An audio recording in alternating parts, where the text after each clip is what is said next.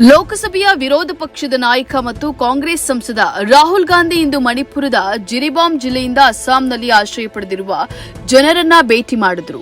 ಬೆಳಗ್ಗೆ 10 ಗಂಟೆ ಸುಮಾರಿಗೆ ಸಿಲ್ಚಾರ್ ವಿಮಾನ ನಿಲ್ದಾಣವನ್ನು ತಲುಪಿದ ರಾಹುಲ್ ಗಾಂಧಿ ತಲೈನಲ್ಲಿನ ಪರಿಹಾರ ಶಿಬಿರದಲ್ಲಿ ತಂಗಿರುವ ಜನರನ್ನ ಭೇಟಿ ಮಾಡಲು ಕ್ಯಾಚರ್ನ ಲಖೀಪುರದ ಕಾವಿಯನ್ ಪ್ರದೇಶಕ್ಕೆ ತೆರಳಿದ್ರು.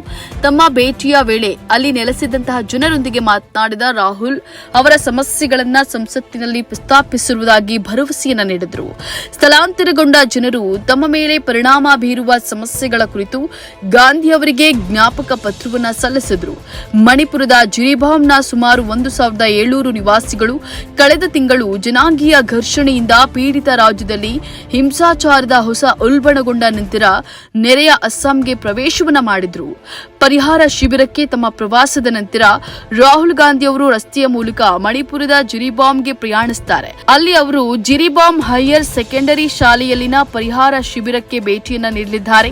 ಅಲ್ಲಿಂದ ರಸ್ತೆ ಮಾರ್ಗವಾಗಿ ಸಿಲ್ಚಾರ್ಗೆ ಹಿಂದಿರುಗಿ ವಿಶೇಷ ವಿಮಾನದಲ್ಲಿ ಮಣಿಪುರ ರಾಜಧಾನಿ ಇಂಫಾಲಕ್ಕೆ ತೆರಳಲಿದ್ದಾರೆ.